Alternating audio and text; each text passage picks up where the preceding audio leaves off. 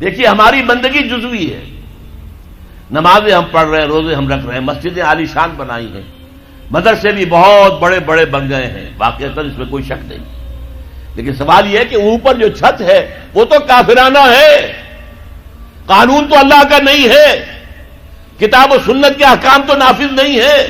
ہاں نماز ہے، روزہ ہے، حج ہے، زکوٰۃ ہے، تو نماز اور روزہ تو ہندوستان میں بھی ہو رہا ہے، وہ تو چند ایک مسجدیں ہیں جنہیں وہ تاریخی اعتبار سے کہتے ہیں کہ یہ ہمارے مندر ہوتے تھے جنہیں مسجد بنایا گیا، ورنہ وہاں پر ہزاروں لاکھوں مسجدیں ہیں، آباد ہیں، لوگ نمازیں پڑھتے ہیں، کوئی روکتا ہے انہیں؟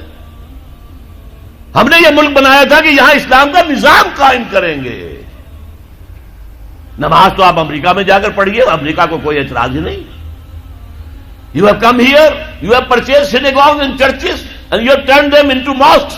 ہم نے کوئی اعتراض نہیں کیا، تم نے چرچ خریدے، تم نے سینیگوگز خرید لیے جو یہودیوں کی عبادت گاہیں ہوتی ہیں اور انہیں مسجد بنا لیا، ہم نے کوئی اعتراض نہیں کیا، we never objected۔ لیکن تم کہو کہ اسلام کا نظام ہم قائم کریں گے، نہیں کرنے دیں گے تمہیں کبھی بھی۔ تم چاہو کہ تم اسلام کا معاشی نظام قائم کرو، کبھی اجازت نہیں دیں گے۔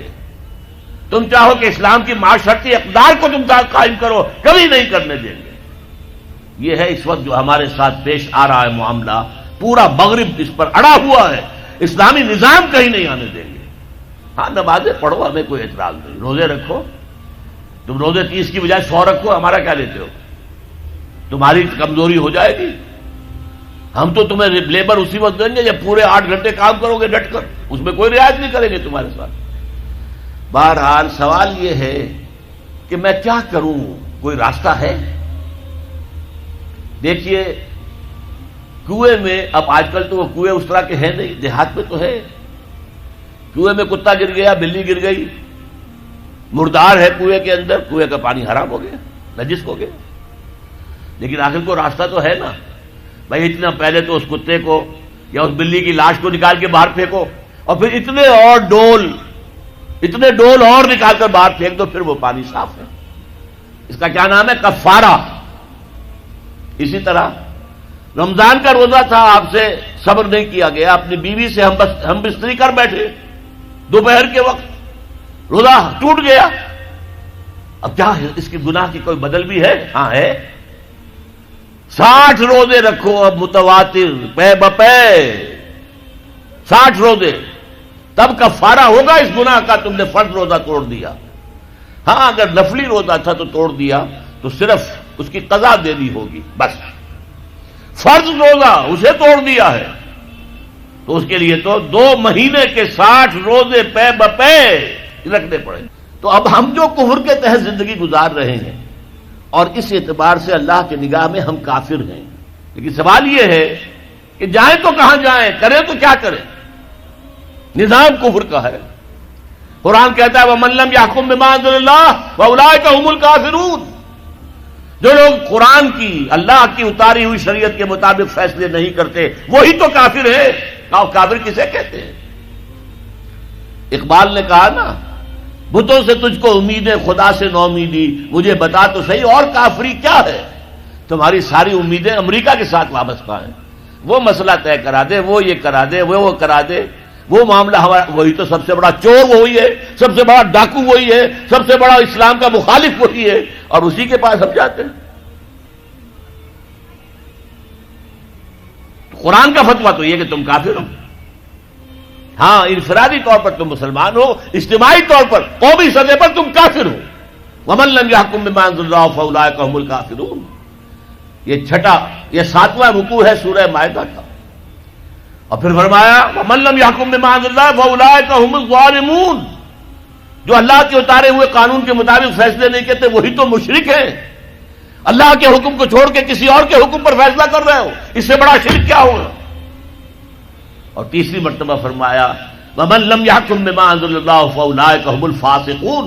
وہی تو فاسق ہیں، فاجر ہیں، وہی تو سرکش ہیں، وہی تو باغی ہیں، وہی تو غدار ہیں اللہ کے، جو اللہ کی شریعت کے مطابق فیصلے نہیں کرتے۔ اب ان 3 آیتوں کی روح سے سمجھ لیجئے ہم کہاں کھڑے ہیں، کیا کر رہے ہیں۔ دیکھیے میں آپ کو ایک مثال دیتا ہوں، ہماری آبادی کا میں سمجھتا ہوں اکثریت تو وہ ہے جو نماز روزے کے لیے پابند نہیں ہے. ان چیزوں کا چرچا شہروں میں زیادہ، دیہات میں بہت کم رہ گیا، بہت کم، بہت کم. اور ہماری 70% آبادی دیہات کے اندر ہے. اچھا، جو نمازیں پڑھتے روزے رکھتے ہیں، خاص طور پر شہروں کے کاروباری لوگ، وہ بلیک مارکیٹنگ بھی کرتے ہیں، وہ حسابات بھی غلط دیتے ہیں، جھوٹ بولتے ہیں، جھوٹ یا حلف اٹھاتے ہیں کہ یہ حساب ہم حلفیہ میں کہہ رہا ہوں یہ حساب صحیح ہے، جبکہ حساب غلط ہے.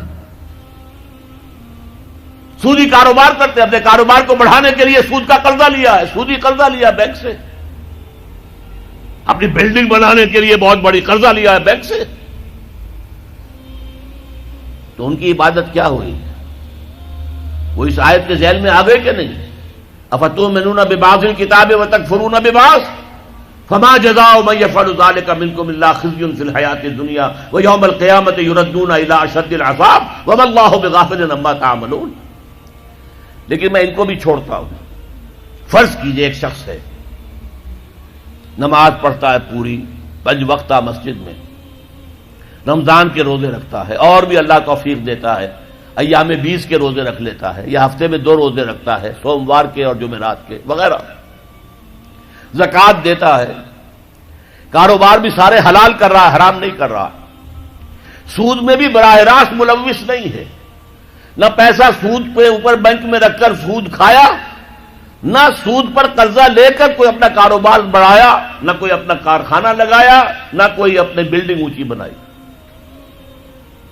پردہ بھی اس نے اپنے گھر میں بالکل شرعی نافذ کر دیا.